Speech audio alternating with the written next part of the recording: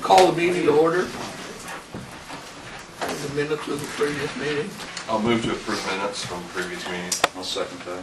All in favor say aye. Aye. Opposed nay. All ayes. Minutes have been approved. Do we have any additions? No. For the agenda? I'll move to approve the agenda. I'll second that motion. All in favor say aye. Aye. Opposed nay. The agenda has been approved. We have citizens input. Kurt?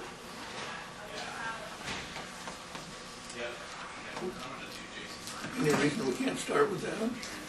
No, that or Brian Peibel's here with Workforce Development, and he's got a program set up in the middle room there he'd like to show you on the computer. And Adam's been gracious enough to wait for us a minute and maybe join us and watch it. So, Okay. When we go in and do program.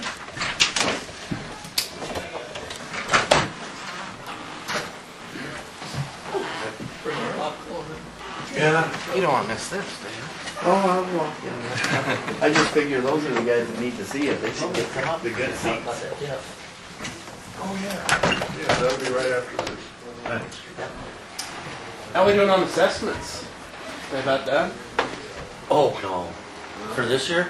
No, we haven't even started. No, I mean, We do ag first. Get that done. Do houses and go and get town. Brian's the new mayor of Lytton. Oh, well, they're Excuse me. Jack, Brian Peibel. Dean Sock. Dean. Brian Peibel, likewise. We got everybody in here yet? Everybody that's there. All right.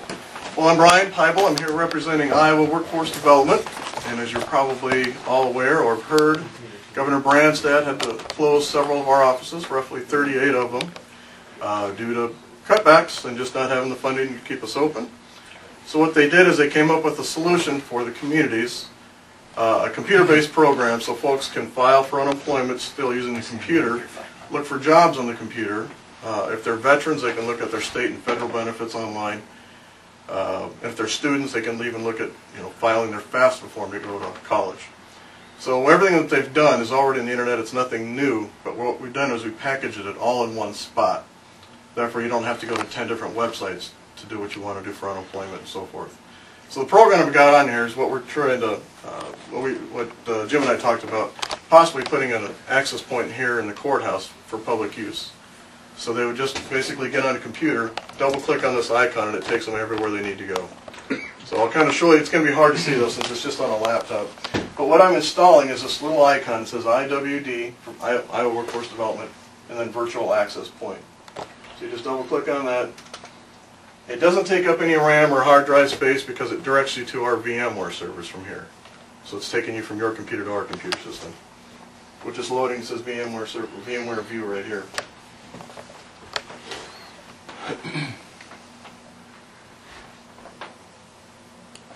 It'll take a minute to get it to load.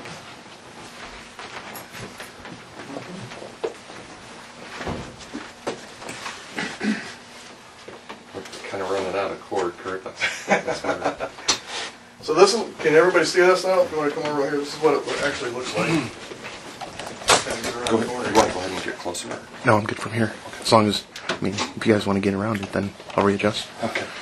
So when you double click on this icon, it'll take you to this slide here. It says, I am a job seeker, I am unemployed, I am a student, I am a veteran, or I am an employer. So you just click on the option that best fits you. So mostly you're going to get either I am a job seeker or I am unemployed. Probably mostly what you're going to find in here.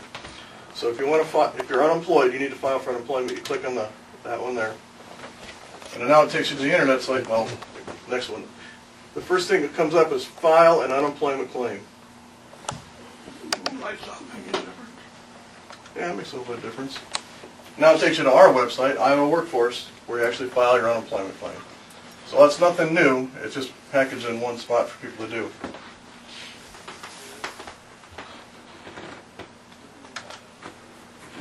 Just push close. It'll take you back to where we were. I guess I should back up a second. If you're tired and been using a computer all day, you can push this plus button and it makes your font larger to see. That's what I need.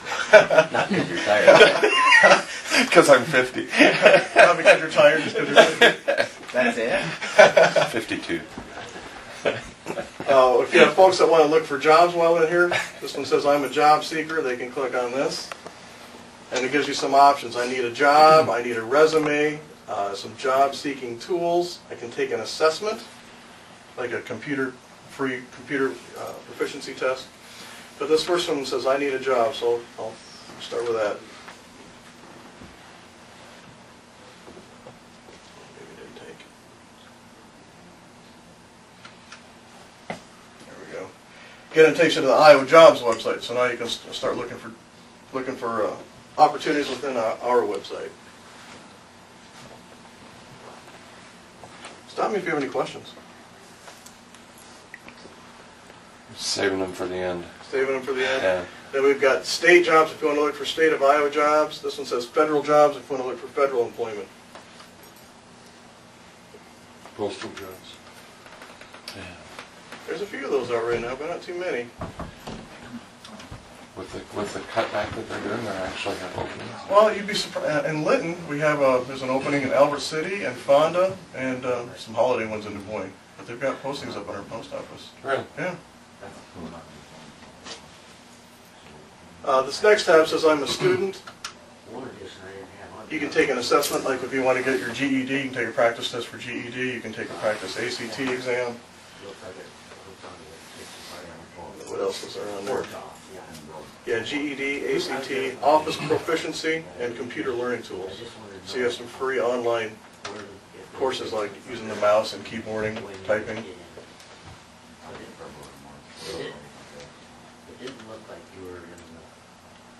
Now, if you're really unfamiliar with doing this one down here says Help Desk, and that will really give you some help.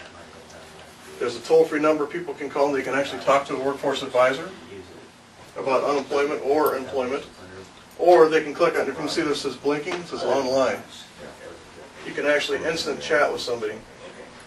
It's basically instant messenger, if you're all familiar with what that is.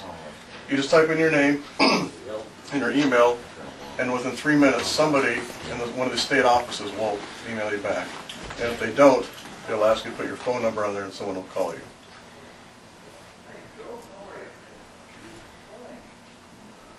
I try to do that quick.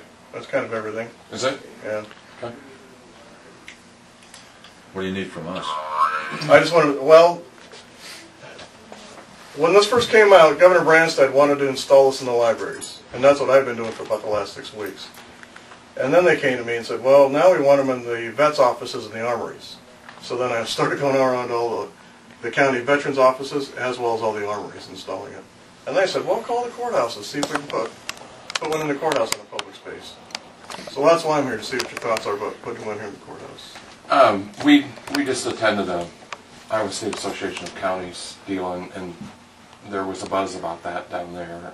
Some of the concerns were the staffing of the help needed to operate these. Okay. And of which most all of us are running lean enough that we just don't have extra folks to attend these. Sure. What are they thinking, or what are we supposed to do, or is it supposed to operate on itself? It is supposed to operate on itself. I mean, the only thing we would expect that anyone that working here would say is double click on that icon. If you can't figure it out, there's a toll-free number on there to call. Because I mean, that's a concern for everyone. Right. Like we would like to see folks have access to it. There's no question about that. It's a matter of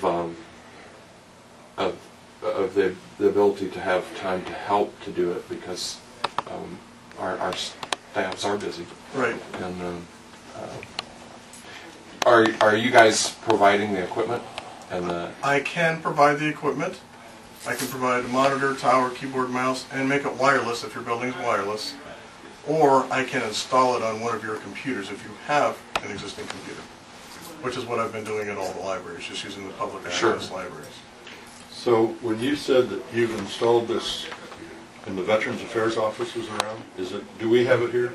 You will, after this meeting, I'm going to put it on Peggy's computer. You are? Yes. And that's going to... Now, that's supposed to be solely for veterans. It's not just for anybody walking in off the street. That's kind of a veteran's priority of service. So you're really needing to do it in 2 spots then? Yes, they would like to do it in 2 spots. But not every county, where the Veterans Office isn't always in the courthouse. Right, that It is, just happens to be that here. right. Do you have this available in all the libraries in Sac County? There's been no. Lytton doesn't have it. Let's see who doesn't know. Shaler doesn't have it. Oh, I can't even think of all of them. Odie Odie Boat, do they have it? Wall No, Lake- Wall Lake Odie Boat doesn't have it. Wall Lake does. Lakeview does. Early does. Auburn hasn't decided yet. I just gave them a presentation like I'm doing here to their board. They haven't decided yet. With, if, It is all voluntary. with having it at wireless though, we would have the ability to pretty much put it anywhere except on the top floor, right? On the main floor. We pretty much did away with all of our wireless. Oh, you did? Okay, because It just wasn't. I knew it didn't work up here, but I didn't realize they were having trouble down. Everything below here is hardwired. Okay. Well, I knew this was hardwired because we couldn't make it work. Right. But I guess I didn't realize that we had. The only reason we brought wireless in was for this floor, and we found out that it wasn't working, so we took it out. Okay. So yes, I can provide the equipment for you, as long as you have an internet connection. I can bring a desk and a chair too. It's not supposed to create any more work on anybody. But, I mean, Heard that before. well, you know how that goes. You might get someone in here that just doesn't understand how to use a computer, and they're going to ask the nearest person. Exactly, yeah. That's the only thing. Yeah. Well, Where would we set something like that up? That's open all the time, the public can come in. Well, the first spot that I thought of was right there outside the auditor's office. or the encyclopedia, or the Where that dictionary. big dictionary used to be. Yeah.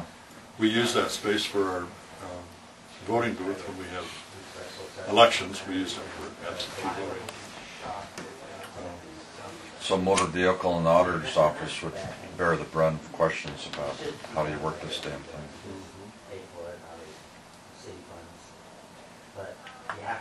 I'd like to have the accessibility of having it. I mean, we don't.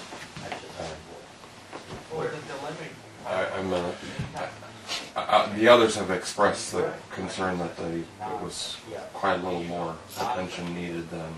I mean, in your presentation here, it does look pretty simple in that. Well, we can certainly give it a try. You know, if you don't have any objections to us putting it out in the hallway. I don't have any objections to that. But as I said earlier, I don't know what your fire marshal is going to say. Just, I don't want to get you guys in any trouble. Well, I haven't. if he has objections to it, we'll just take it out. Okay. I mean, that's. The equipment that you will provide, I assume, is going to be fairly new and trouble-free, I hope. It's gonna. The Iowa workforce, again, they closed 38 offices, so you're going to get a computer that was one of these 38 offices, because they all had 5, 10 computers in there, so they're just sitting in Des Moines right now. I guess It's not going to be brand new. You're going to get. I guess I'm asking you to make sure that we get one that's very workable and not going to be something that's No, ancient. there's no maintenance on it. If it doesn't work, we'll come and change it out too. But I'm just saying though, please don't give us something that's very old that's not going to work right off the bat. You banging on it to get it started every morning. You got enough of that already. No, I haven't had any problems with any of them yet. But again, they're not brand new. You're not going to get. Well, and I understand that, but I just. I guess I'm asking you as a personal favor, please don't give us an old. Yeah, that's fine. They'll all be, I don't know, I mean, it's going to look something like this, I suppose. It won't be scratched up and rusted or anything. And you'll get a nice flat screen, probably similar to that. We'd just like something that's going to work. Yeah. I guess that's what I'm asking. I haven't had any problems yet, and I've been installing it for 7 weeks, I suppose, around the state. Not one of them has come back yet. I'm not even sure we have a desk or a table available. But I can bring that to you as well, Jim, if that's okay. Well, you know, if you guys insist on having it, we can make something work. You want to try it for 30, 60 days? And Sure. Does it Yeah, work? I think we can, yeah. Okay. I'll make that motion when we go back in the other room. All right, I'll get one on order, and then we'll figure out a date to come. So, Yeah, just call my office and we'll Okay. get something. Thanks. Okay. Thanks, Rick. Thank you. 3 or 4 years ago, ag went 58%, and last year it went up another 20%. Yeah, they were expecting. But excuse me. Oh, pardon me. Tax wise, that doesn't, because it rolls it back. Yeah. So, you know, that's kind of like the seed. What's wrong with your phone, Are all your flashers flashing at you? It does that every once in a while. Was it doing it? A few weeks ago it was doing good work. And then it quit and then... That's it's like a hold button. Is it still doing it? No. You can take it, you can lift off, push that, push hold, and put it back down, and it'll just sit there and flash. Is that what it is? No. I'm just gonna have Tina come and listen to Wait a this. minute, was that that one with the dude who ran around in the castle and kept getting killed? Okay, we're right. This is Well, Maybe when you played, you kept it. right. he didn't make it far, but I said I'll make the motion, John, to Yeah. try, I'm use sure it we for a missed that. trial And then period. This is the one that hooks on the. See what kind of use we're We getting. didn't have that. That's where the ports used to be right here. Have you guys got your little cheat sheet? When you did this, that's how long you did this. Is there a basement under that? Oh, basement. Okay, no basement. This is what. Yeah. I'll make the motion to put the workforce development computer wherever the auditor sees appropriate spot for a 60-day trial period. I'll second that motion. All in favor, say aye. Aye. Opposed, nay. All ayes, motion carried. Time for a break.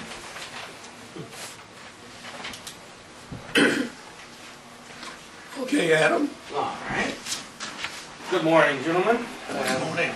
On November 28th, I was given permission by the City Council to present to you a proposed joint agreement between Sac City and your body, the county, to develop a urban renewal area.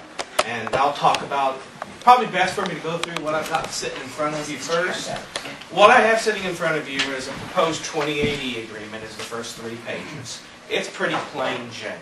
It just simply says that it's a proposal basically stating that the 2 parties will work together for economic opportunity due to the changes in Highway 20, both north and east of town, as this development, as this opportunity exists. It's really all the agreement of the 2 parties exist of in the way it's written there. I don't assume that I don't assume anything there. You're welcome to review it. I ask you to review everything I give you today. Take a look at it and give us your opinion on it. Past those 3 pages, which make up the 2080 agreement, is a map. And the map is the initial proposed area that the city is suggesting we consider for this location. You're aware of where Highway 20 is running, so you're kind of aware of what's going on there. And with the development of 71, is what would be New 71, the plans for New 71, there's a lot of expectation that there would be an opportunity for development on running south of what is now, what, 196? It will be in the spring an extension of 196. That's how it's going to be currently identified. Correct. As far as discussion on new or old 71, It hasn't settled yet. I do no, and my personal position would be that we're going to be very reluctant to... Well, our make impression, regardless of what the final resolution on that issue is that the opportunity that exists here and what this map represents is most any entity that will come before either party interested in developing either commercial and industrially up in that area will likely be seeking certain type of utility services.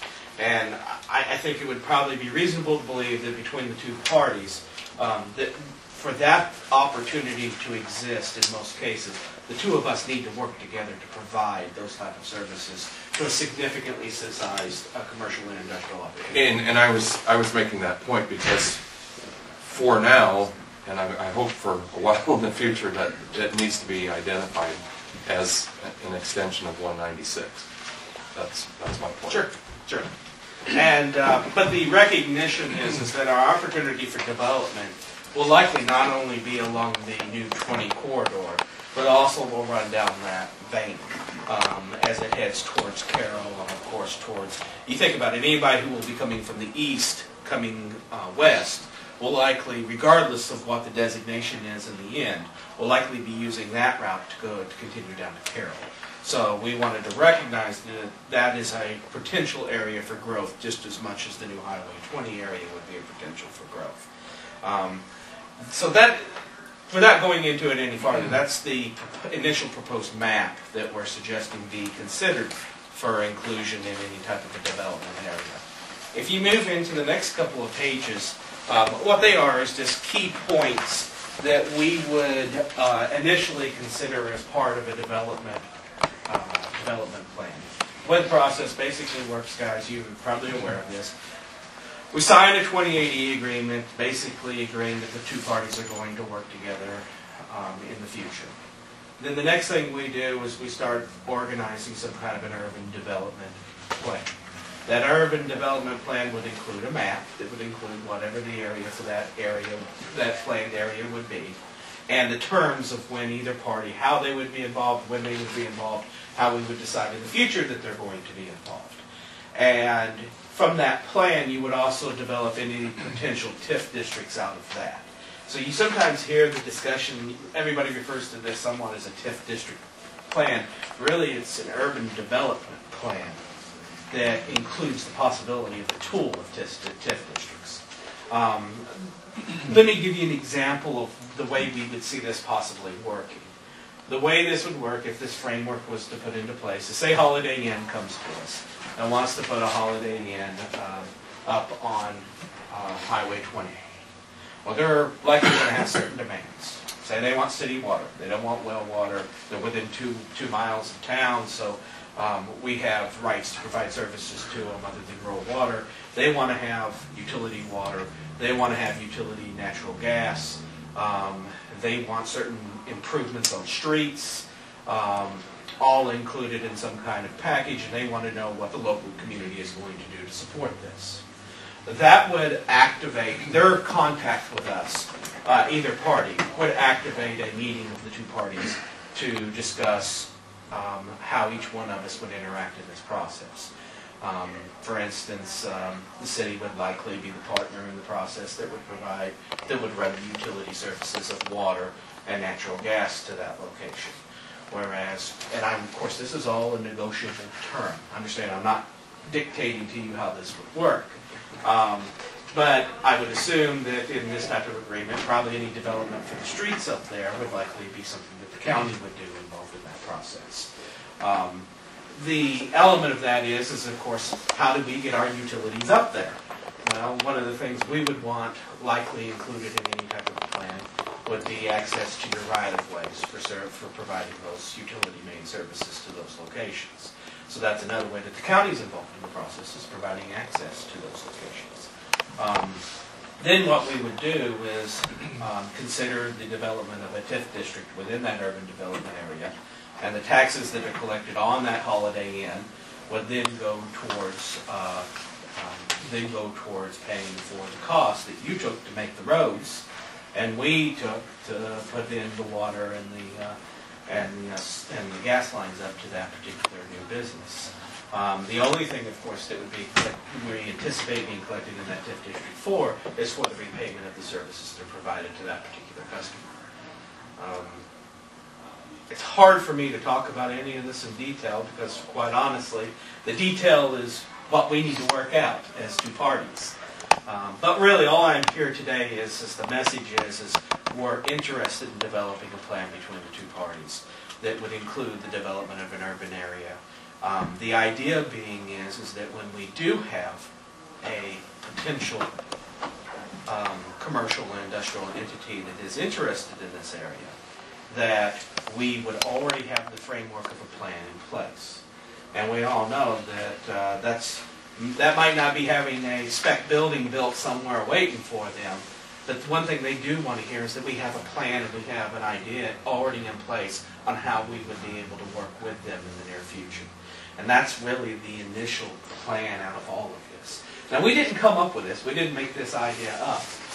You've, I know, probably all heard me say at some point in different times, I've mentioned to you Sibley. Sibley was an example of where this type of system was set up. Sibley was bypassed by the highway up there, and the county and the city worked together on certain terms to develop not only one, but two urban development areas out in the county proper, where the city provided certain services out into that area, and the two of them collected TIF to repayment of those improvements, and they both benefited from it. Our view here is that this is a win-win proposition for both parties. There's not likely to be any development if we don't work together. But if we do work together, there is a potential for development in these areas. And by working together, the benefit is more than just having the jobs, I mean, which is a wonderful thing. You know how incomes roll over, but these people are going to live somewhere locally, so that increases your population, that increases the amount of jobs we have in the area. These people are going to buy things locally, so that increases your sales tax. There is a financial gain much larger than simply having the business, but I don't have to tell you guys all that. You know how that all works. Do you have any questions for me? Sure. A couple different things in just private conversations over the last years. I guess we both entities need to be selective and careful about this process, because the one risk that you do have is the fact that you would provide these services through the TIF of utilities and roads, and then have a business that may not succeed. So one of the things that we have to be very careful about is how you go forward with that, and the choices and the way you work out the details of these things. I think the beauty of this plan is the fact that both parties have to agree in every circumstance where there's an opportunity to do this development. And if one of the two parties is not comfortable with the potential opportunity that exists, either party can practically veto any plans to use the plan for that purpose. The second and third question, have you investigated at all the costs of running utilities out there? Yes, I will not hide from you that initially, roughly 2 years ago, we started this discussion as an annexation discussion. And as we did so, we looked at the cost associated not only with utility developments up to those areas, but also, of course, the likelihood that that would be a hostile proposition. And there's cost associated with that, and the legal challenges that exist from that as well. And really, honestly, we wanted to be better we thought it was a better opportunity for us to all serve as partners than it was to really look at that option. I can tell you it was several $1 million, depending on, I say that a little tongue-in-cheek, because it really matters what utilities you're talking about. The cost associated has a lot to do with right-of-ways. Your access to your right-of-ways has a value to us. Because if you're not providing those access, we would be in a situation where if we annexed it, of course, setting up all the right-of-way system to be able to provide those utilities, we'd have 3 years to provide all of our utilities within an annexation process. So we looked at what it would cost to provide water throughout that area, sanitary sewer, storm sewers, what it would cost to provide recycling and solid waste services throughout that area. We looked at each one in particularly and roughly developed a cost, and I will tell you that cost was in the range of $4 to $6 million to do that, and that really was not something that we thought was, one, a good option financially for us, or two, particularly being a real good partner with the county from that perspective. Let's be all honest. Annexation is just as much a bad word to you guys as it is to everyone else, and I understand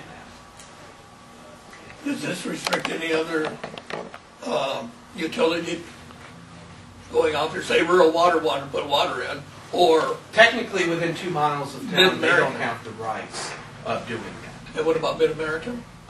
They would have rights under our, within 2 miles of city, no utility has the right to move within that area without permission from the city that it surrounds. That regardless if it's Sac City, Lakeview, Wall Lake, any of us. So if rural water wanted to come within 2 miles of Sac City, we would have to give them permission to do so. Now, Mid-American's a special case. We have a relationship with Mid-American. So, and we don't currently provide that service ourselves. I would tell you that I don't see any circumstance where there'd be a problem allowing Mid-American to do that type of situation. But rural water, I can tell you, that would be a much more stickier option than some of the other scenarios you would consider. That intersection, 196 and the new highway is over 2 miles. It's about 2 point. But that's still, you can still go past the 2 miles? Correct. Okay. With that also in mind, as in the spring here, this extension of 196 will be a state road, that 2 miles of N14. So that right-of-way option along 196, or the extension of 196, won't be our jurisdiction at that point. Right. What about that, isn't there a northern natural gas line that runs between here and the new highway?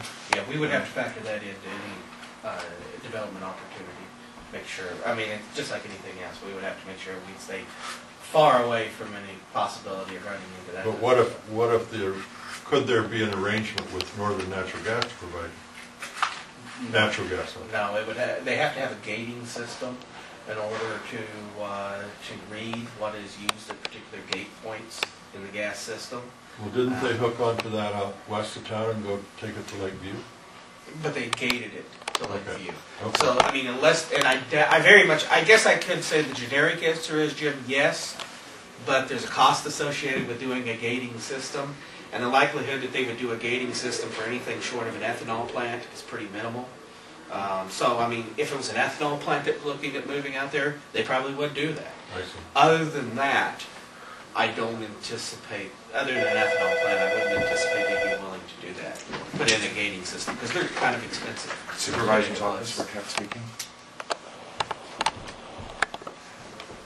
Okay, Calhoun County for another discussion. Could you stay with us for a minute, Adam? Sure. Push hold. Then hang up. You're on speakerphone. All right, just a moment. Sorry about that. Not a problem. And then what?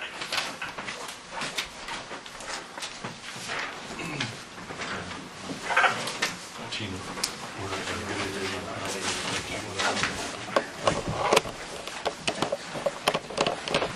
In this situation, in general, we need to have a chairman and go through that process. Yeah, he's probably sure.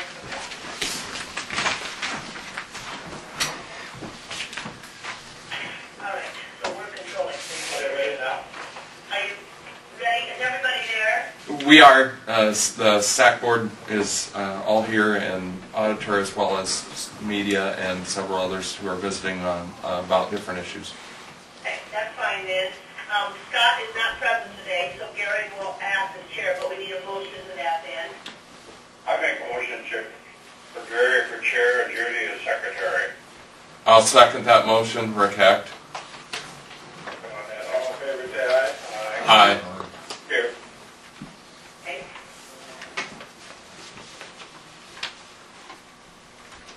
And maybe you can give us more information on this, Rick, so we'll just let you go ahead and talk about it then. Okay. Proliant is looking at a good-sized improvement or expansion in Lytton, and the question that they've presented to us is they are wanting to be included to drain approximately 28 gallon per minute into our joint district and tile branch B that runs, it's it runs, I believe, right south of Highway 20, across the street from their facility.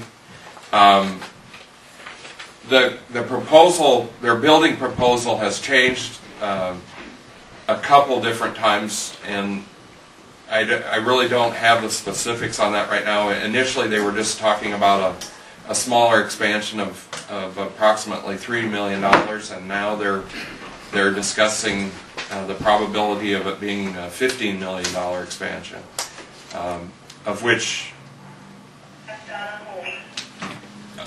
is about $12 million of building facility and $3 million worth of equipment. Okay, Rick, I need to interrupt you a minute. Sorry about that. Because Scott had a funeral down in Arkansas. He's on the other line now, so we're going to try and get everybody connected. So you kind of start over from there. Sorry about that. All right. I visited a minute with Scott at a different meeting this past week, telling him about this proposal. But we have been. Can you put you on hold for just a second while we connect with him? Okay. All right. Okay. Thanks.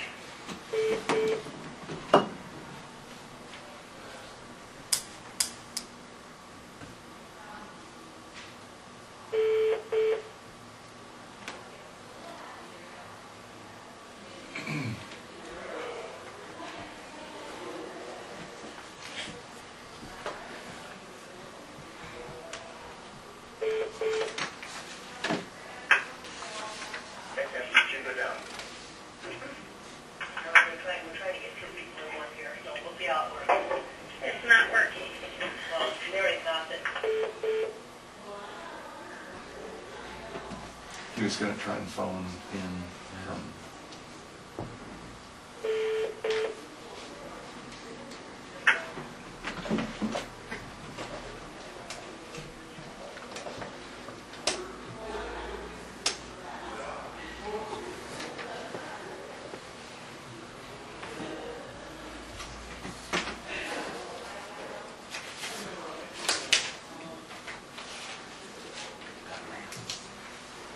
Oh, mine didn't have theirs there. Straight out Old 20 and then north, or does it go south? Yeah, pretty much. It just goes over. Rick, are you there? We are. It goes up. It goes over to 6. Zach Kelly, are you there? Yes, we are. No? Okay, just go back and call him on your cell phone and tell him it's not working.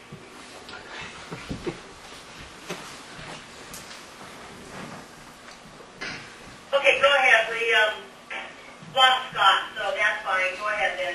Okay, and he's a little bit aware of what the situation is, although we didn't have any details. But what they're proposing is they're wanting to drain approximately 28 gallon of cooling water per minute into this branch B, which runs south of Lytton and intersects with the big tile that comes around from the north side before it gets to Camp Creek. And there are several issues that come to mind, and one is the fact that it's only cooling water, that it's not contaminant water, which they're saying it's just a cooling water with not being used in their manufacturing process. And what they're currently proposing is 28 gallon a minute, which when I was thinking about that, a decent farm well through a garden hose will pump about 12 gallon a minute. So it's at 28 gallon a minute, it's an equivalent of about two garden hoses. Part of the concern is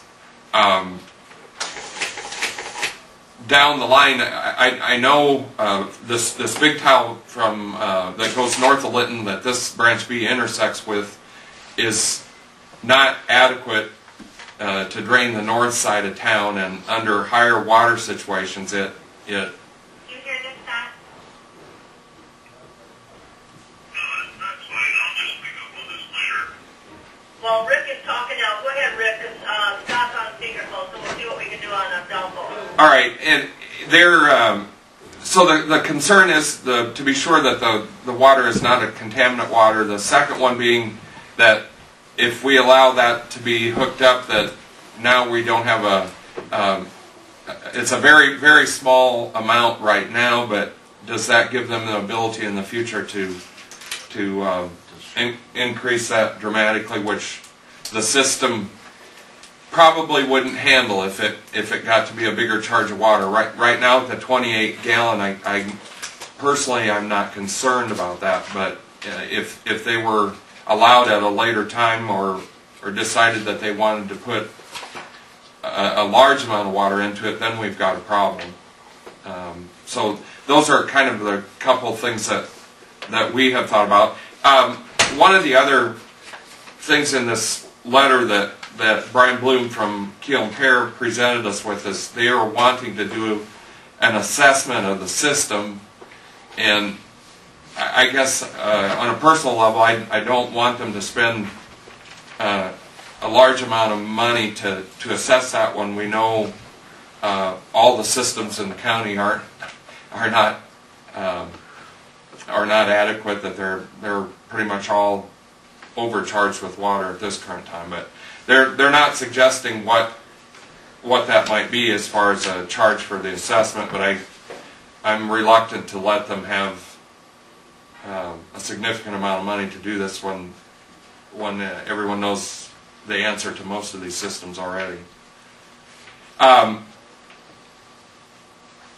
guess I didn't realize in looking at this that they didn't have some kind of surface drainage that was already going into it. Does anyone know the answer to that? I don't know where they go. This lane is, I don't know where it goes actually.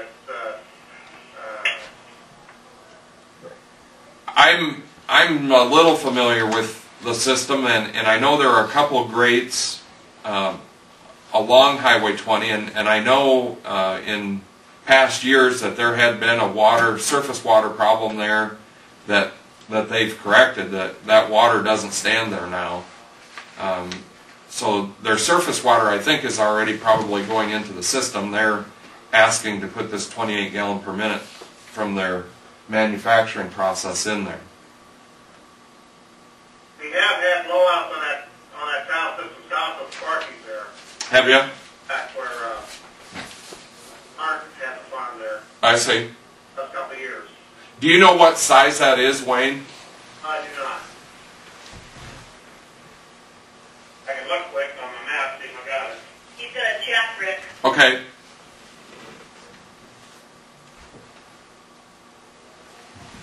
So we'll have a study done, and what's the next recourse, Rick, do you think, Jen? I mean, I understand what you're saying, but what's the next, They're not wanting into the drainage district with this discharge. Or are they in the drainage district right now? No, I think their surface water probably is in the drainage district. That's my gut feeling. But then the discharge water is another matter. This is the 12-inch tile. Does it get bigger before it gets to the main? It goes from 12 to 14, 15, 16, 18. It's an 18 minute outlet to the 30-inch main. Okay. Go ahead. I think we also have to, I think, well, as a group, and you're the control county, I think we need to have an engineering firm look at this proposal, not only from a drainage standpoint, but they could check with the DNR and make sure we're not opening ourselves up to a problem. Discharge water, say there's a malfunction of some kind, discharge water, if it's mixed with manufacturing water, are we that's a possible. Are we exposing the district to, fines or connected with an unlawful discharge of manufacturing water, not just clean water? And I think, that's one thing that our engineering firm, at whatever cost we're comfortable with, could bring to this decision. But I think that's where Rick was possibly saying that, how much money do you want to spend on a survey, finding all this information out when we know that the system is probably... Well, Dean brings a good point that we had raised is the fact about it, the contaminant or a possibility of contaminant. The discharge water alone, if it's just for a cooling thing, is probably okay, but they've got a lot of manufacturing in the building of all sorts, and I think he's right. We probably have to include them. Do we want to set, or do we need to ask them what this is going to cost for an opinion like that, I guess? There's two things that kind of concern me. Is I agree with you, Rick. You want to kind of get an idea on what kind of a cost factor that's going to be. The other one is, are they committed that they're going to spend that $15 million? Are they committed they're going to do it, or are they thinking about doing it? And if they are going to do it, and they are in the district and are using the facility, be fair that they would share the cost of that? Yeah, I think that's a reasonable ask. If they're looking to get in, the question that I can't answer, I don't think that we can answer, is first off, are they already in? Which I think they are, but how does the second part of this, the manufacturing water, enter in? So I suppose we're going to have the engineer involved and have them clear these things up, I guess. I don't think that we have any choice. Well, how does it make a difference if they're in or not? Because it's not drainage water. They're asking to be included in it as part of this, but they're already. I think they already are. I think they're already part of the district. But they're two separate questions. The discharge water doesn't allow them to. That's my question. And so there are two different issues. I think they're, as far as surface water, I think they're probably already in. But the discharge water's another question. Would you say they would have to get a permit to discharge water, and they're already doing it? Wouldn't it be fair to say they've got the permit in place? I'm not sure, Dean. I'm just thinking out of bounds here, but I would seem to me if they're already discharging water into our facility, and they are members, I don't, Well, but the difference, Dean, though, is the surface water, if they're in the district, they already have that ability, but this would be considered manufacturing water, and that's really not drainage district. I mean, I think they're two different issues. Personally, I believe they're in the district for surface water already. But the manufacturing water into district is another matter. Going to my flat, I'm not real familiar with where they're at, but the district actually, from the county road that goes north of Highway 20, Mm-hmm. there's a big loop there that I don't think you're included in the district, actually. Well, but the town isn't it? Isn't the whole town part of the district? That's this district. No, the whole town is not. There's a loop that, like I say, I'm not familiar with the town itself, but there's a loop that starts before you get from the east, before you get to the county South road side that town. goes north there, Goes south, south north, to south north. goes The big loop Well, that but goes up Branch through B is south of town. area. Branch B ends up in Camp Creek. You have a map of this? We don't in front of us. We should have, I guess. There's the whole larger district, but are you talking about being part of Branch B or being part of the north part of the whole district? I have the big map out here for the whole district. Okay. Part of the plan, it looks like they are not in the district, but I'm not real familiar with where the property lies. Because we've got a block of Lytton, and I don't know where it is exactly in Lytton. Ron's sitting right here. I'll ask him if he can help us. Yeah, it might be right on the boundary line there. I don't know, boundary somewhere. Kim can get a map clip or something for you to look at.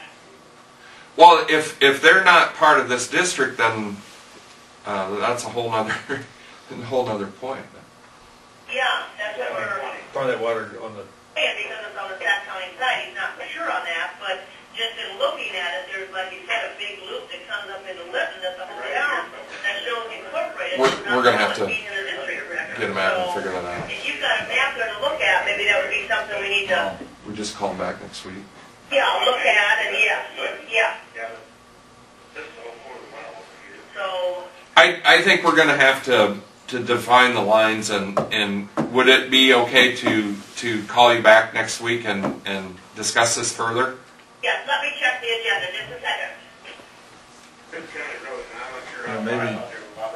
Maybe they're the control county, right? Maybe they should contact the engineering firm for an estimate. Well, depends if they're not part of this district, then that means they're part of another one in Sac County, which then we will be controlling. Either that or at 10 o'clock. 10:45. 10:45 or 10 o'clock. I don't have next week's agenda, but 10 o'clock would probably. What we will take 10 o'clock and do a little bit further investigation and then call you back next Tuesday at 10. Okay, so you are going to call us then? Yes. Okay, that sounds great. All right, that's a good idea. Carol will hear soon unless something comes up, so Okay. we can all hear and Well, I make a motion we adjourn until next Tuesday when we talk to you. table it. Table it. I got a motion to adjourn. Just table it. Table it. I'll second that motion. Second. Okay, I've got all eyes here. okay. Aye. All ayes here. What we're going to do is just table it until next week then, for further information to gather then. Who Okay. seconded that? I did. Okay. Thank you very much. Thank you Yeah, too. take care. We'll Yep. keep researching. Okay, have a good day. All right, you too. Good night. I think the south part of that property where the plant is actually in the district going southwest. So, which would mean it's a SAC. Yeah. Where are they discharging from? I mean, is it? They're wanting to, this here, the proposal they have is going into branch B. So that's why I thought they were, branch B is a part of the one that goes around the north and west side across Haversh Rose, across Highway 20 back down to south of Grodall's hog houses. Branch B intersects that before it gets to Camp Creek. And they're wanting to dump into branch B by their proposal here. And I just assumed that their surface water went into branch B. I don't know. You can keep that. Get Adam?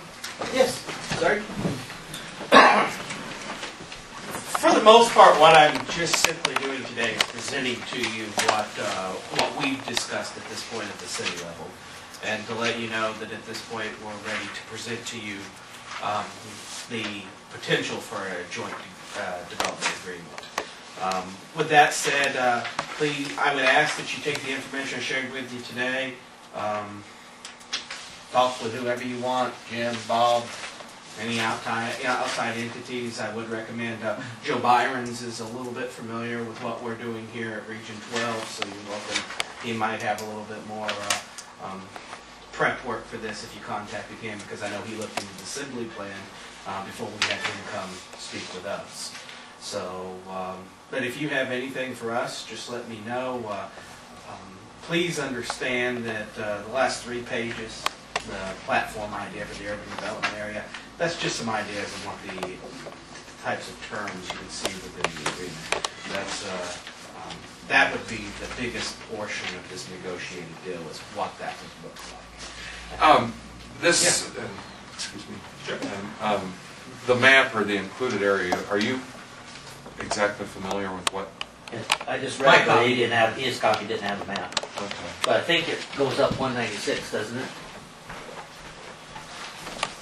It's not clear to me, I guess. It's a little bit south of 196. Here's 196. So it kind of comes around. And that's This is city proper. That would be city 16th proper. Street. Yeah. The blue area would be the area of the initial proposed area to include, and the blacked in area would be same proper.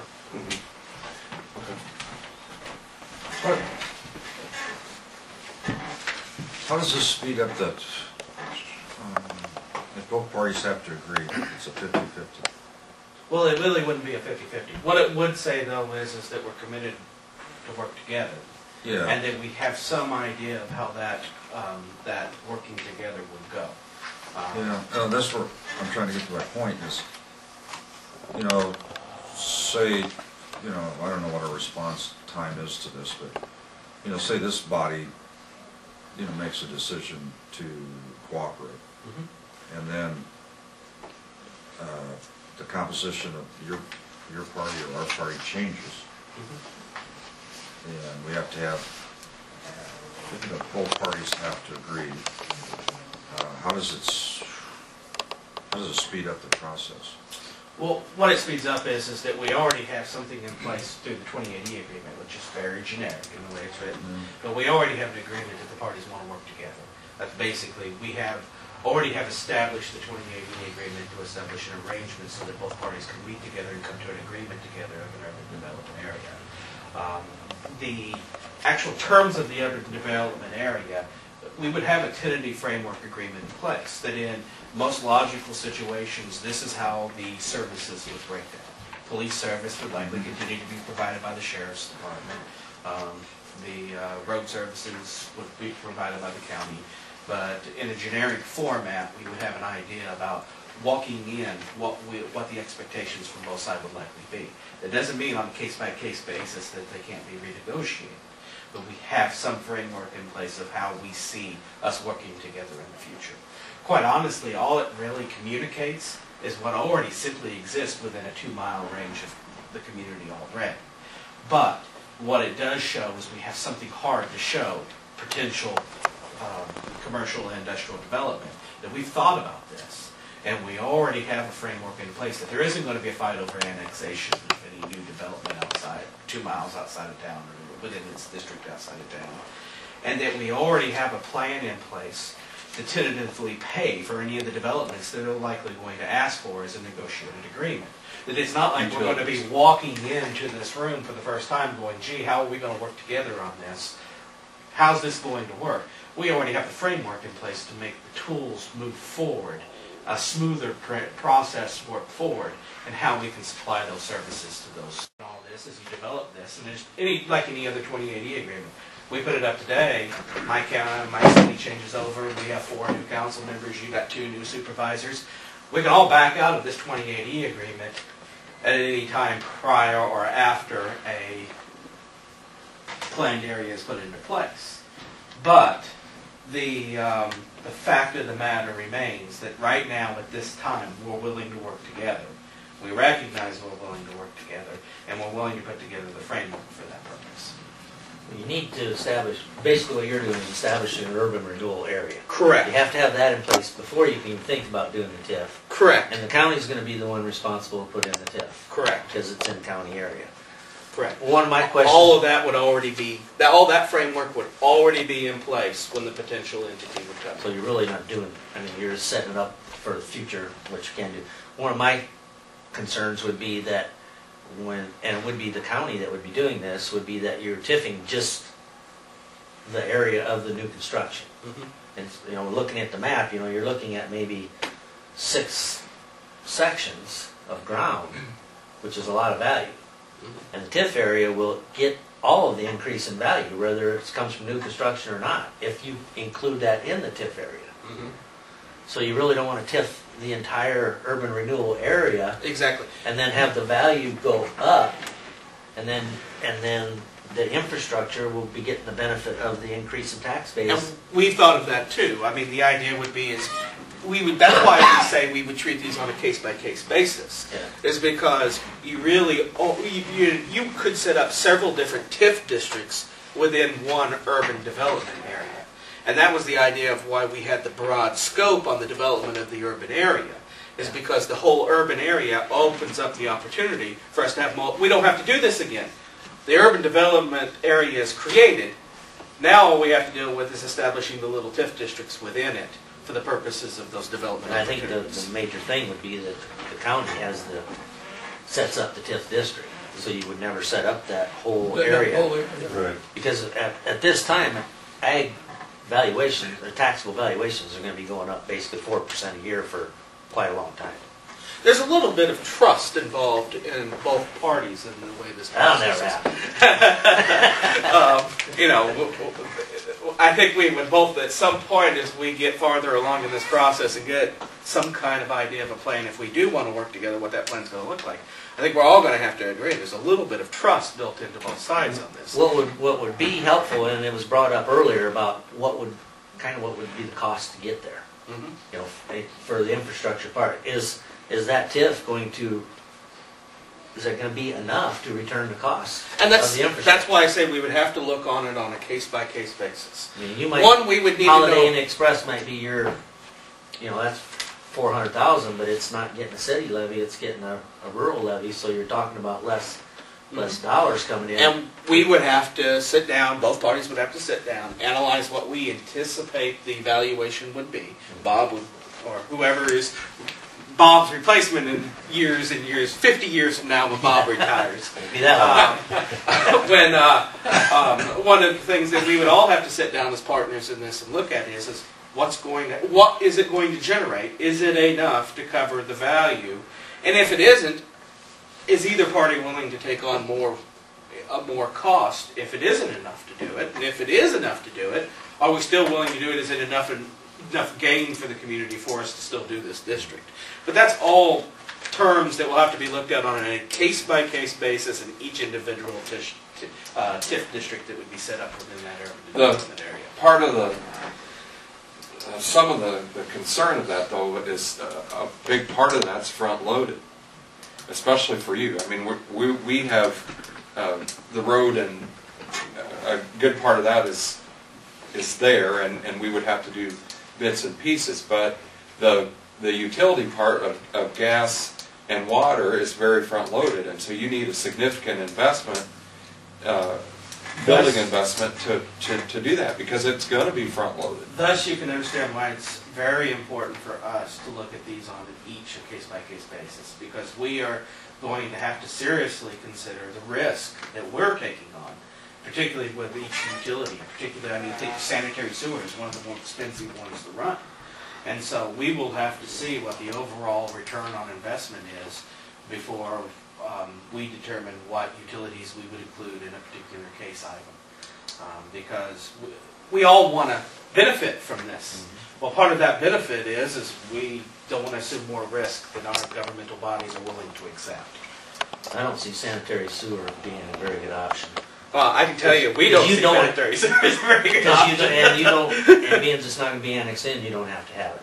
You Correct. don't have to provide that. So Correct. you're basically looking at water and gas. And that's probably the thing that we look at is what's the alternative here, Rick?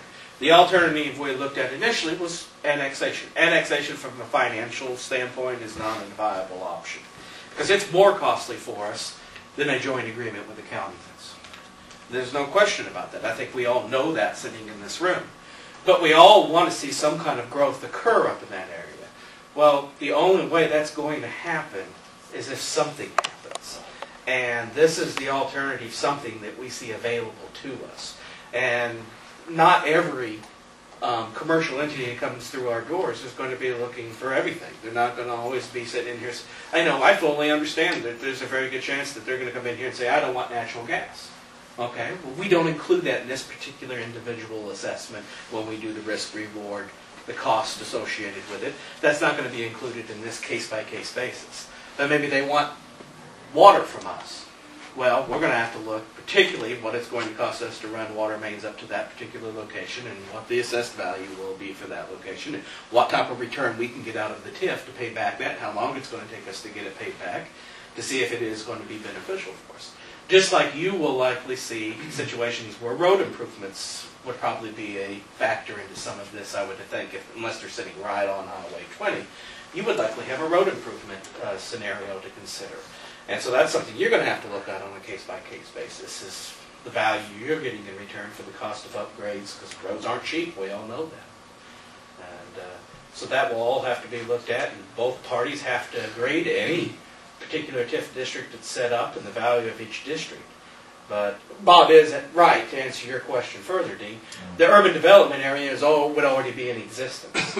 So we've got 2 of the 4 steps done in the process, opposed to them walking through the door and we still have to go through all 4 of the steps. We've done as much as we can from a preliminary standpoint to be ready to deal with it when it becomes an opportunity for us. Or we could all be sitting here having this conversation after the fact, and you know, time is money, and most of these entities don't want to have to wait any longer than they have to. I mean, most entities, when you hear from them, they want it already built for them, and we don't see that as a viable option in these scenarios. So with that not being a viable option, this is an alternative to show that it's not like we've been standing on our hands the whole time. We do have some plans in place on how we can support this opportunity. Not going to be looking at any tax abatements or anything in the... That is not our intent. Of course, that's a negotiable. That'd be through. That'd be negotiable, I mean, for the parties to But if discuss. you do that, That then is you not don't- our intent. Absolutely, But it happens. but from my perspective, it's very difficult to do because you Can't pay the TIF. can't pay the tip. So But it happens. you kind of have 2 choices, in my opinion, that One or the other. one or the other. Our interest here is to solve providing utility services, not how we can provide a tool of rebate at this point. Now, if that's something you guys are interested in this process, we can negotiate and discuss that. But that's not really at this time what I'm truly bringing to the table as what our intent here or what our interest is here. I don't see that as a viable option because you need that available to pay this tip. And my point to you about it being heavily front loaded, you can't go through a number of years of abatement when you have a big responsibility on the front end. So I'm just But pointing that at the out. same time, these same individuals that are coming to you to want services, they also, a lot of them want tax breaks too. Sure. Well, you know, Give us a 50% tax break. The, of that nature. the opportunity here is by having the framework in place, we have a scenario where if they want some kind of abatement process, they can go down that channel of options. Now, I'm not talking as part of the TIF district, but I don't know what type of promotional programs you guys have set up in the county as far as abatements. See, we have abatements in city proper for development, for vertical opportunities that are developed. But we would never offer an abatement inside city limits and a TIF rebate inside of that same area. That would be... Well, it's been proposed. Yeah, well, I will never make that SAC doesn't have a recommendation. TIF. I would never make that recommendation to the county. That doesn't make any logical sense. SAC doesn't have a TIF, but it's been proposed. But those are 2 different considerations too, because in this case you've got 2 miles worth of utilities to run, whereas you may have 150 feet to run Right. in a city proper somewhere. I'm just saying that these people that Oh, are developed, they ask for the moon. Right. You have to, and the urban renewal, when you set up an urban renewal area, that brings in abatement possibilities. It's still up to you guys to decide if you want to do the abatements. That'd be the supervisors, it won't be a Yeah, city that's- because it's your. When you look at all the communities along the corridor, Lytton, Sac, Early, Shaler, I've talked about this at SCTD meetings, that, you look at the town of Early, utilities are bumping right up against the corridor. Right. And so, they've already got utilities. Yeah. So, from the county standpoint, it might be, if we're gonna ever, future boards ever consider abatement, you might be able to consider more abatement because, you wouldn't have to spend all the money on utilities to get it there. So, they'll, In those certain to be areas. honest, in the matter of trust, I don't even know if I'll be on the board when any 50-50 decision would have to be made. Those are things you have to consider because 90% of our revenue comes from, rural taxation, not from the town of Lakeview or the town of Sac. And on the other hand, the people in the whole county elect us. But those are things that I want to kick around. What's your response time to when, We're in no hurry. when would you like to sit down? We would like you to take as much time as it takes you to mull this over with your representatives, your elected officials, talk with any outside individuals you're interested in. We're not asking you to rush this decision. It took us 2 years from the day we started talking about a Highway 20 transition to the day I'm here today. So we would like to try to maybe do it sometime this year.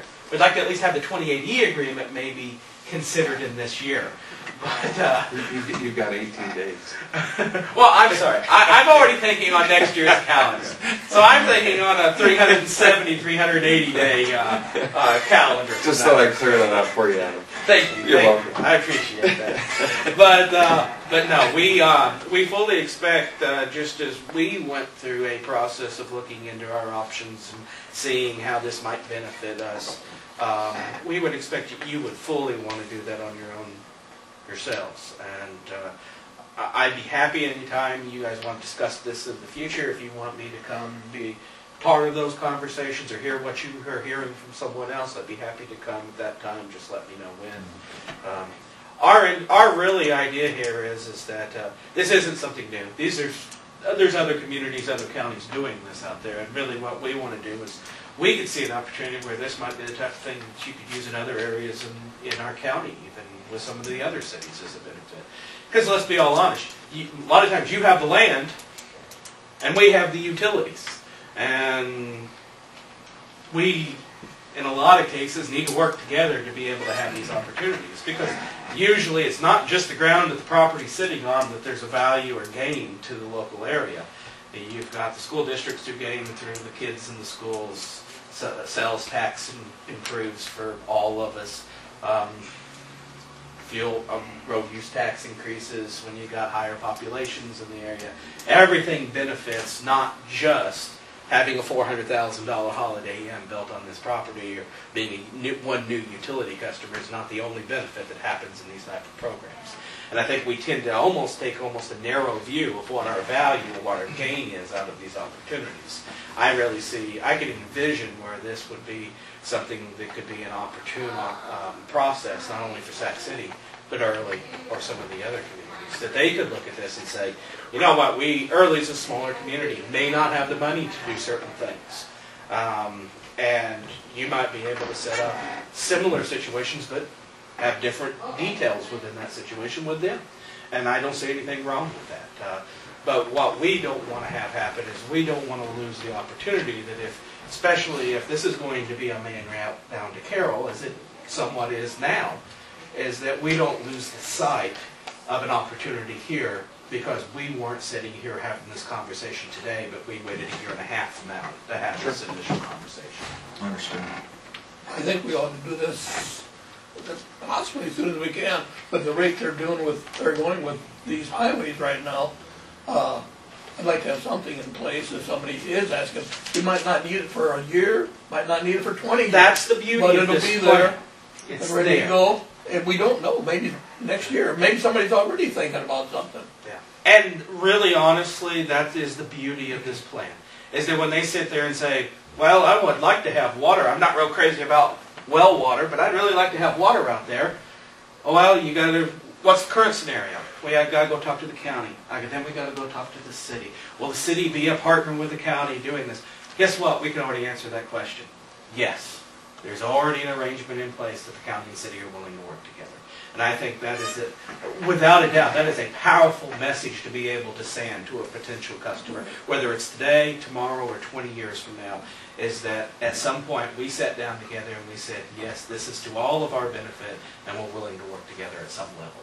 We don't even have to say what that level is. That's the beauty thing. The 2080 agreement, if you really look at it, doesn't express terms. All the 2080 agreement says is we're going to work together. And we're going to develop this urban development area. And that's where the fun begins, is when we start to get together and negotiate the terms of an urban development area. But I would, from a time frame thing, I would think a 2080 agreement for the joint development area, I would think we'd want to do that. I would be shocked if that's something that would take either party a long time to organize and agree to some terms under 2080. I could see the urban development area taking some time for the two parties to come to an agreement on what the framework will look like. I would expect that's where the real time will go into this joint discussion. But I'm willing to take part in this anytime, and when you think you're ready for us to have a joint meeting of the two parties, we'll be happy to organize a joint open meeting between the two parties so we can discuss terms when that's ready. But I appreciate you hearing me today and giving me the time to talk to you. And if anything comes up, let me know. And as I do want to end this by just emphasizing the fact that everything I've given you today, everything I've said today, is all negotiable.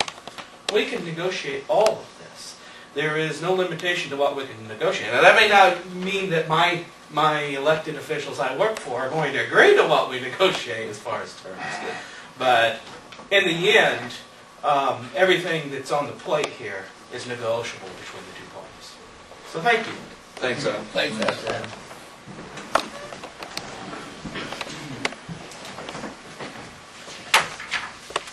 Do you want to go ahead with the engineer right now?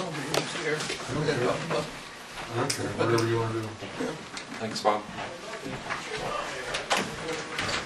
Ron, we'll go ahead with.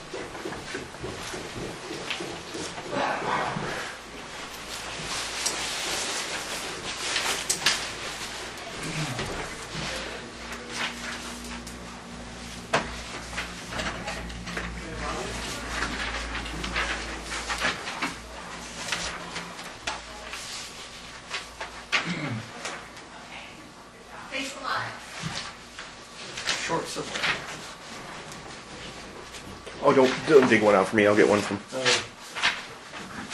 I'll bring 7. We can share it, Kurt. I'll take a picture of it later. Okay. County crews plowing and sanding paved roads as needed. Blading gravel roads, replenishing salt and sand stockpiles, Wall Lake, Lord Lake, Shaler, stockpiling some granular material at Nemaha, repairing and replacing signs throughout the county, researching various options to reinforce and repair the back wall of our salt shed building. Project update, basically all the projects this year have been completed. Highway 20, no changes there basically from last time. Basically shut down until spring, and all our gravel roads are back open. Item 4 there, the shop foreman job description. I think I emailed that to you. You have extra copies. Did I send that up to you? Nope. I was printed 2. Let me run some copies.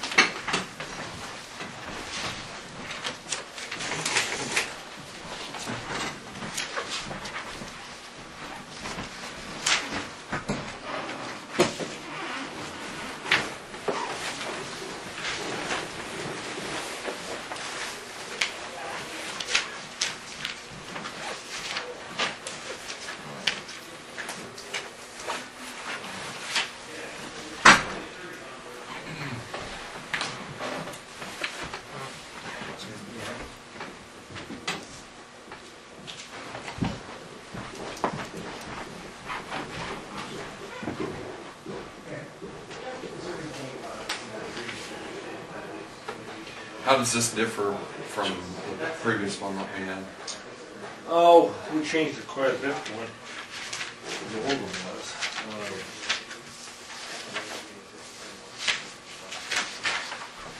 And who actually, I mean, this, who decided how this got changed? Mike and I guess both looked at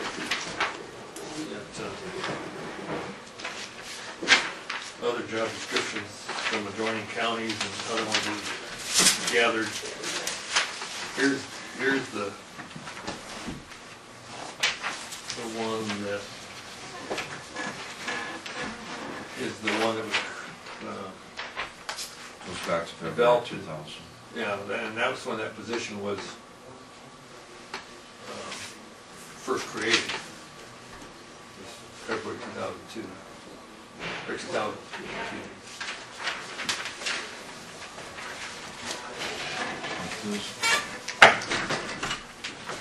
Right. I mean, I guess there were some things here that hadn't been happening when I had seen this as far as participating in the hiring and And there's some things in there about some gravel or aggregate discussion.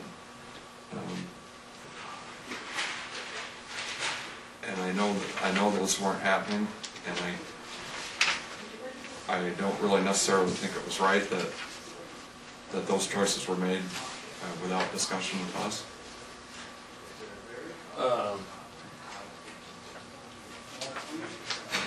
You know, there was a lot in that job description that wasn't, you know, the way I don't think it had ever been.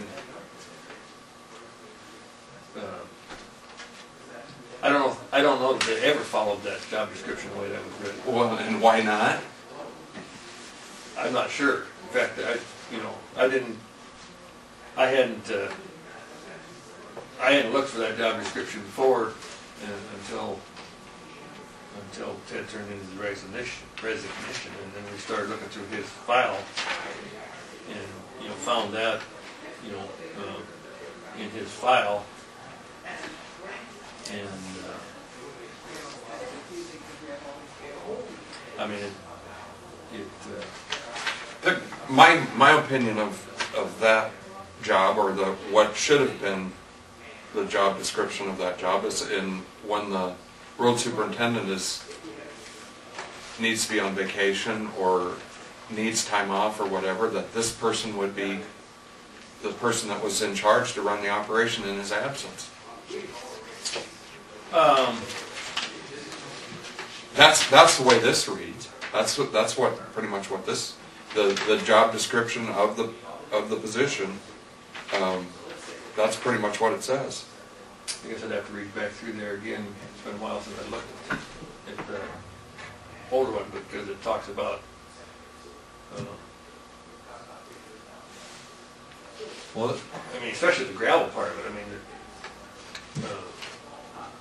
the shop foreman has never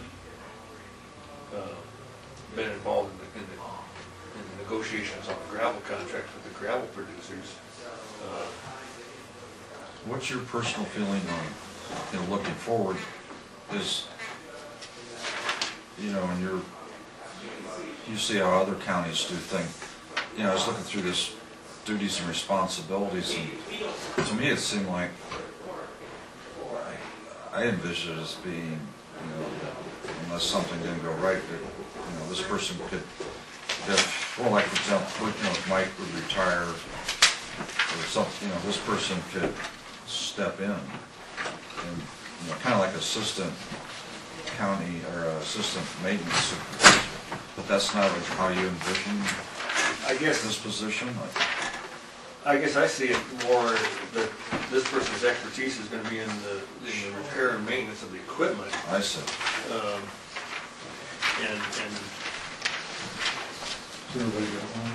And of course, when that position was created, of course, Ted was a mechanic at that time, and he basically just moved over from a mechanic to a shop foreman. And in most counties, the shop foreman is responsible for the mechanics report to them, but they're the ones that do the initial diagnostics on the piece of equipment and decide, is this something we're going to fix inside? Do we have expertise to do this ourselves, or is this something we got to get to CAT or Domino's or a truck repair company to get the issues fixed? So, to me, more runs the shop as far as making sure there's parts on hand that are needed, But that's far from what this job description is. yeah, I mean if somebody would have pulled that out and said didn't have a title on it, you'd say, well, we don't have a position like this in Sac County. The other part that makes this indicate it's they're excluded from the union, which makes it administration, and that's why I've always thought that I vision that this job or this job description more in the old description that we have here versus what you're proposing here, because that one there, it has some supervision of of the shop alone, but not, when that was excluded from the union years ago, it was viewed as an administrative supervision type position, and what you're doing right there really isn't that.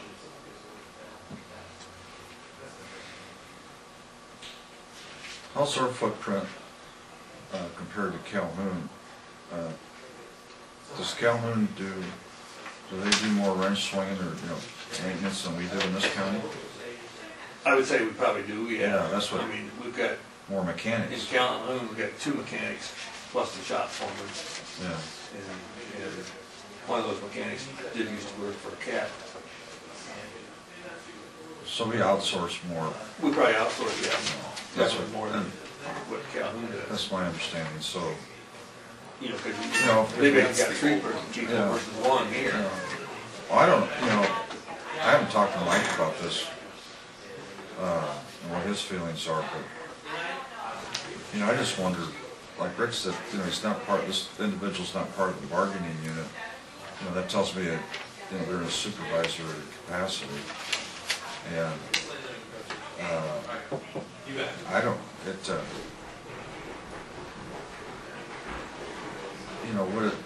Is there any value to developing an assistant manager? In the case of health or retirement, we've got somebody that knows the system, knows our personnel, and they could just move kind of, I'm sure we'd interview other people, but it'd just be like, a coaching staff or is that? I don't know. There's no logic to that. Well, no, there's some. I guess we've had situations here where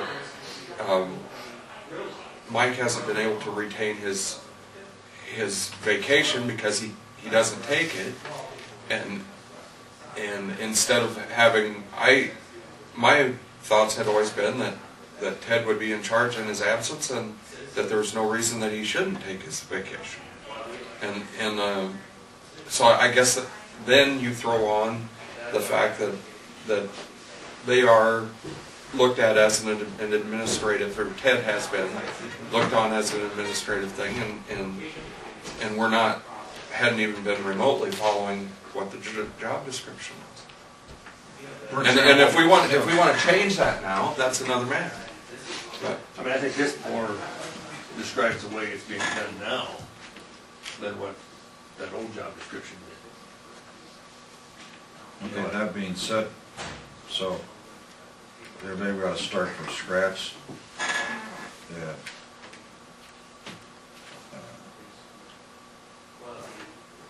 This doesn't fit my idea of the assistant to Mike. I think I'd like to see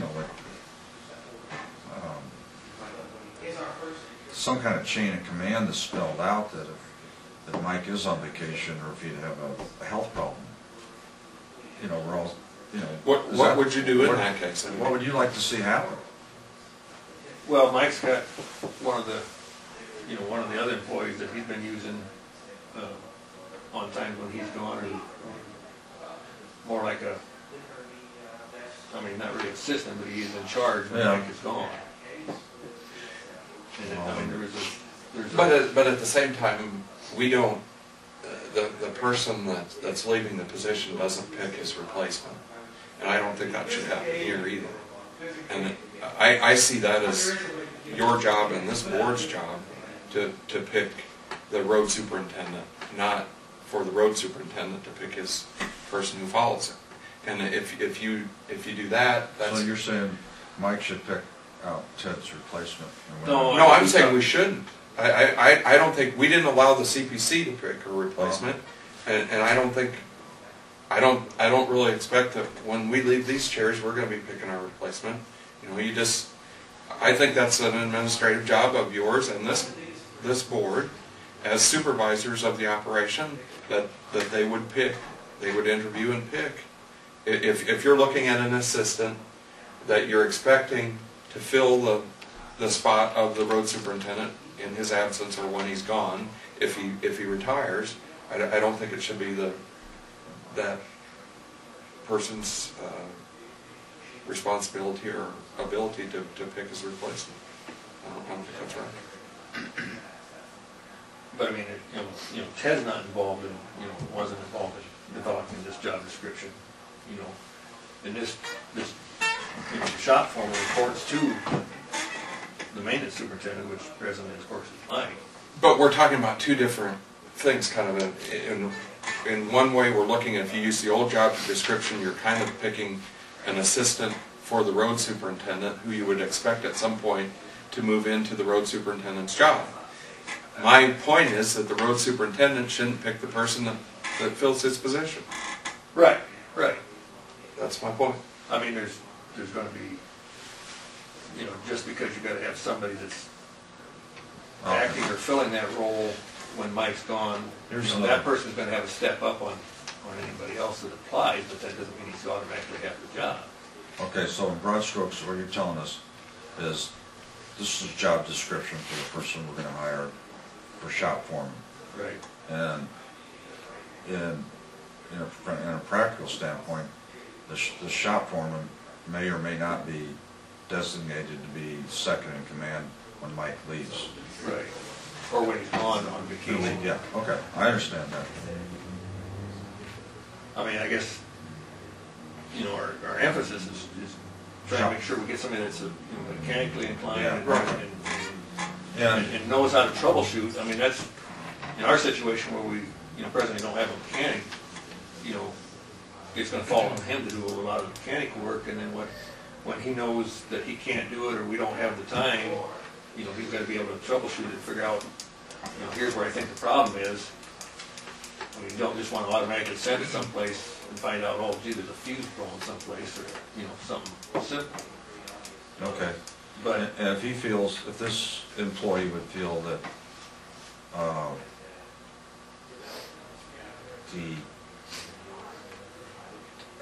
there might be times where he feels like he might have to, if he's not comfortable dealing with Mike, he might come to you and say, I don't agree with Mike's call on this one. What do you think, Bob? yeah, I'd be up the chain of command. Yeah. I mean, he might say, we're spending a lot of money with Caterpillar. If we hired, a part-time mechanic to work for the county, I think I could save the county X amount of dollars. That's something that you and Mike would have to evaluate. Yeah. And of course, So it's a shop. That would come back to the board again too, is if you. Oh yeah, it's a new position. If it was, the position's there, the mechanic position's there, it's just not filled at this point. Okay. No one designated to the spot. Right. This. I mean. Okay, I'm more. And one of those, I don't know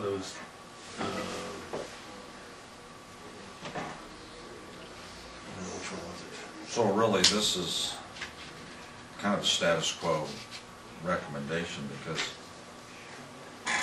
Mike hasn't been going to the shop foreman for supervisory responsibilities when he's gone. Right. So this is really a status quo situation. Number 6 here, it says monitors and assistant operator assigned maintenance task.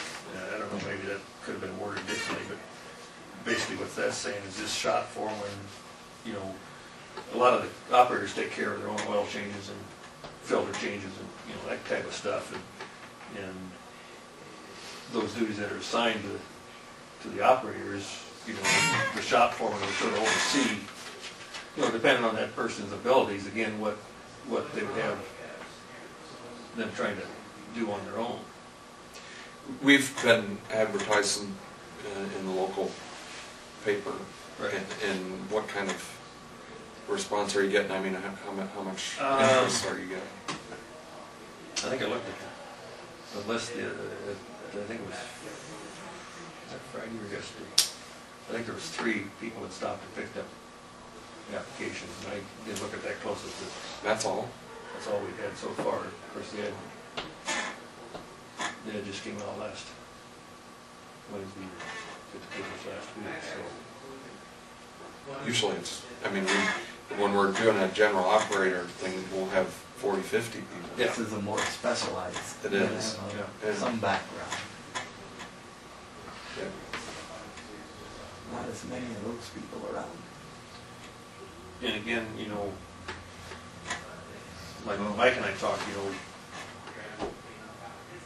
the ideal person isn't gonna be a person that is a crack mechanic on, if somebody tells him what to do and what he's supposed to be doing. I mean, we want somebody that knows mechanical, but also the ability to troubleshoot and diagnose where the problem is, whether it's an electrical problem, a hydraulic problem, you know, and then try to figure out, you know, is it something we can tackle in-house, or is it, you know, need to go out to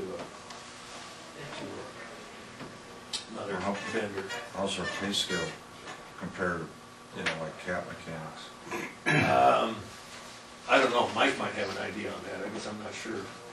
We were asked last week what we were paying. Did you answer that? I didn't recall if you did. $20.90 is what the present position is paying. And I looked at the joining counties, and we're sort of in the ballpark. Calhoun paying $20.21, Carroll's paying $22.66, BB's paying $21.83, Pocahontas $21.23, Ida's paying $18.02, Crawford and who else am I missing? Crawford and Cherokee don't have a shop foreman position in their scheme of things.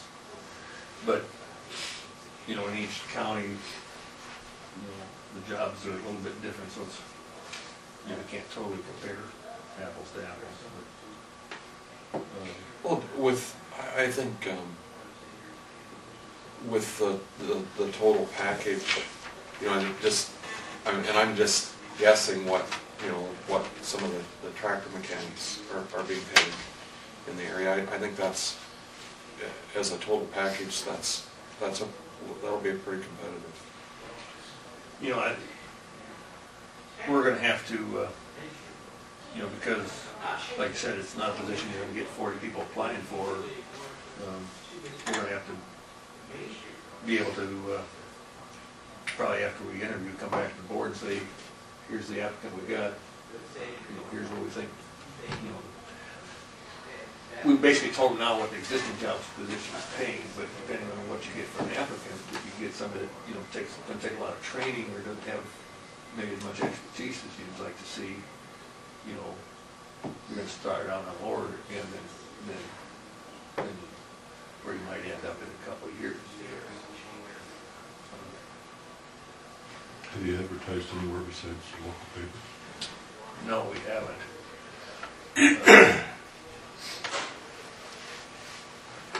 Maybe we should have stuck it in the Fort Dodge. Fort Dodge or one. I could get you statewide. It'll cost you. I really swallowed it. But it would get statewide. I've got different avenues through some network type things. We get stuff statewide in the newspapers at least. How often does that come out, or how quickly? Be a weekly deal. You wouldn't get it in this week obviously anymore, but you'd get it in next week, which may or may not be a good week because it's holiday week. Well, but sometimes people take more time to sit down and read papers too than. Yeah. but at the same time, though, in this instance, this might be a good time to do that because of the expertise. You with a little bit wider distribution, you may get somebody with some CAD experience that could be very useful to you. Where around here, Fort Dodge is really the closest that you would have any chance of drawing anybody with CAD experience. And not that you have to have that, but it'd be a nice. Might be a smooth transition. If you want, I can stop out at your office this afternoon. Yeah, why don't you do that? At least show you what. Yeah. Don't you think, Jack, that to at least have the possibility of maybe offering somebody that might have some CAD experience, that might be pretty valuable?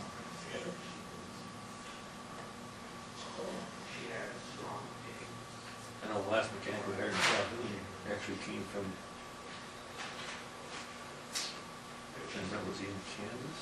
Oh, wow. I don't remember, he had some local connection that, you know,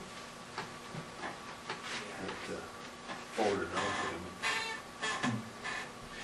And there's lots of sharp guys out there, but that don't necessarily have to be associated or hooked on to CAD. But if they have a little experience with CAD, it sure wouldn't hurt.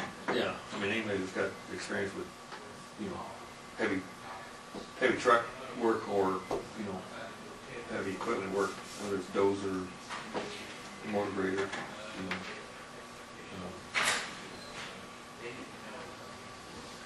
But yeah, we can look at running the ad a little bit wider area. I'll check when I get back to see what we got. Yeah. Because that's a pretty low draw at this point in time. Yeah. I mean, not that you couldn't get a good one, but Yeah. I mean, Well, we'd ask for them to be in a week from today. Some people don't send them in right away or don't come after them right away either, so. sure. And if they're mailing the request, it's hard to tell you where that request went before it goes back to You ours. already got a deadline, you already have a deadline set. We did, but we might have to, Adjust. that might have to adjust if we only get 3 applicants. I think we need to look at more than that, so.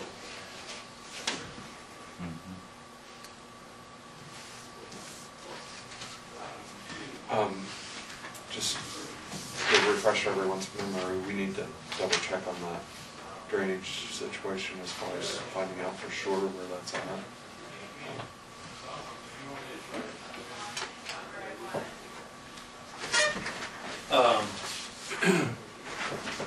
I guess, you know, let me know if you got any comments or other thoughts on the job description there. Ted's retirement party is next Monday afternoon from 1:30 to 3:30 at the engineer's office. And we've got that ad will be in the paper this week.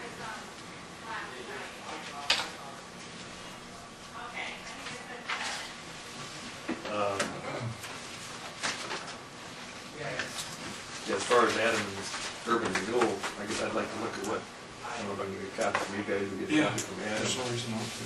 I'd like to see what things they're talking about.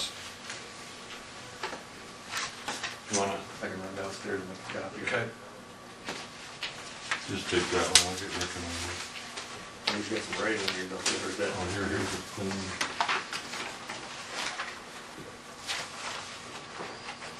Did it have the map? Does that one have the map? Yes.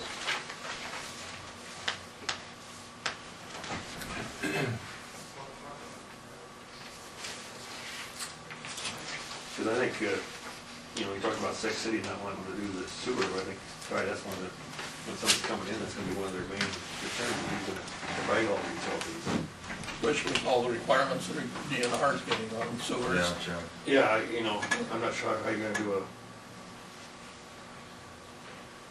you know, if it was just a small convenience store, you could probably do a septic tank. Well, I do know how they're gonna do it. We had to do it in Carroll on a building that they made a mistake on. There are treatment, septic tanks with filter treatment that the water can just come from that are, have an annual maintenance type situation, and they did that at a New Opportunities building that had, it's a pretty good sized building that had 2 classrooms plus staff in it. So there are options out there now that probably didn't exist 5 to 7 years ago. And for this particular building, the system was about $12,500. So that versus trying to run something downhill from here, I mean, they'll be doing those kinds of things. There's no question. It all depends on what size you're talking about. If you start talking a motel with, you know, 50, 60 rooms, you know, you're going to be looking at a lot. Right, but this was just a very small. Yeah, yeah. But you think about the cost of trying to run, you know, a sewer system that length. It would be just. Yeah, most going that far would go to a pump system. I'm sure, just, you know, just like they do with Lytton. with the pro line at the top of it all. And it'd be really expensive. Pressure system. We should have a pretty good idea from Motorboat. They're running way out west of town with their new lagoon system, and they've run everything out there. We've got pumps and everything. That'd give you an idea what it costs to run the underpressure too. And I think they'll find that they'll be doing this other treatment. Like you say, it's gonna vary, depending on what size or how big of a demand. Yeah.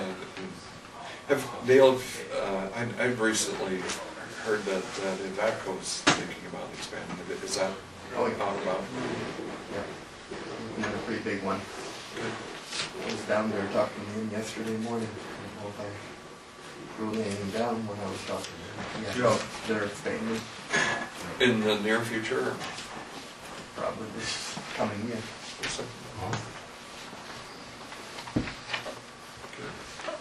Thanks, Ron. Yep, thanks. Thank you, Ron. Next Monday's The medical examiner, deputy. Dr. Ebert asked me to convey to you the fact that the state medical examiner now requires a physician to sign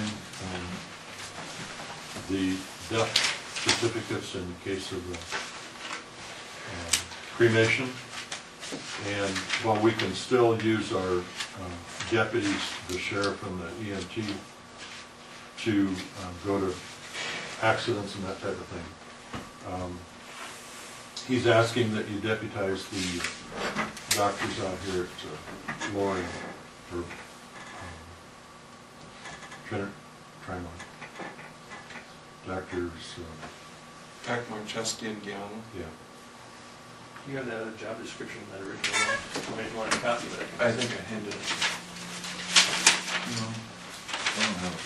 Did I keep it? You rolled it on. I don't. Jack got it. Okay, I know I handed it to somebody. You want a copy of that? I'll make a copy. Yeah. Well, if we're changing to doing something like this, I was just pointing out that they had very little resemblance. Yeah. Well, if you want a copy of it, I'll make a copy. You can leave us a copy with them. They put it in their box downstairs. Okay, I'll make it downstairs. I'll have that copy of work. Thanks, Ron. Yep. Yeah. I wonder if he's talked to those three doctors. Yes, he has. They've agreed to it. I'll make a motion. We appoint those three doctors as the deputy medical examiners. I'll second that motion. All in favor, say aye. Aye. Opposed, nay. All ayes. And I've got several drainage repair things.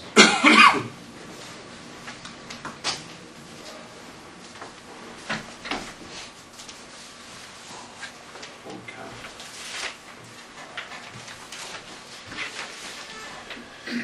Okay, the first one is proposed tree removal in section 10 of Cedar Township, located southwest quarter of section 10, Wassett County. What district?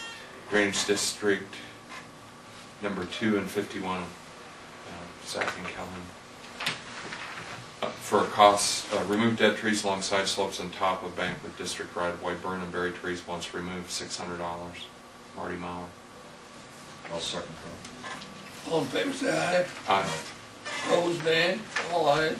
Motion carried. I've got one tile repair in District 69, Section 30 of Douglas Township. A 6-inch tile has failed and caused a washout. Replace cement. Cost estimate 400. Mauer is the contractor. I'll second that motion. All in favor, say aye. Aye. Opposed, nay. All ayes. Motion carried. Proposed tile repair Drainage District 12 and lateral 5, section 23 of Cedar Township. Replace 5 foot of 10-inch tile, fill void with surrounding ground. Cost estimate of $400. Marty Mauer. I'll second that motion. All in favor, say aye. Aye. Aye. Opposed, nay. All ayes. I'll make a motion on proposed tile repair in District 71. Lot Section 5, Wall Lake Township. The 36-inch diameter surface pipe is broken and washed out. Replace 60 feet of 36-inch with 60 feet of 36-inch CMP. Remove and bury old pipe within the right-of-way of the facility. Shape both the inlet and the outlet of the pipe. Cost estimate $4,500 an hour as the contractor specified. I'll second the motion for the repair. All in favor, say aye. Aye. Opposed, nay. All ayes. Repairs approved.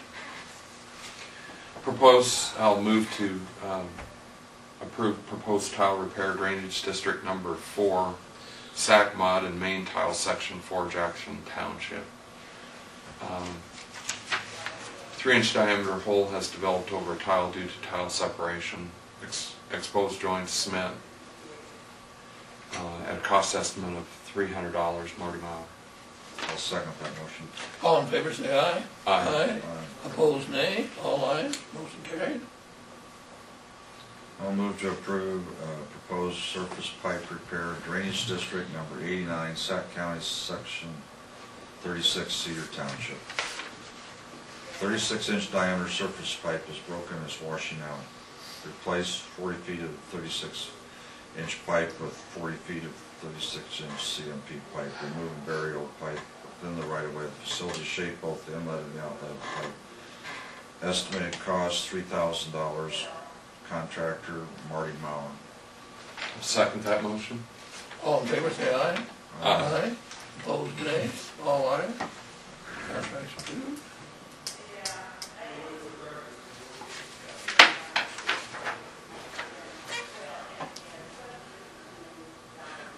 What time does Renee normally take her lunch?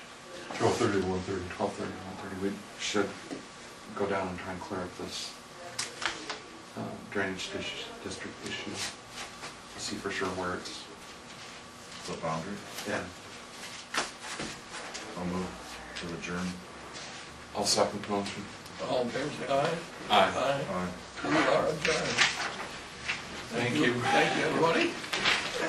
You too.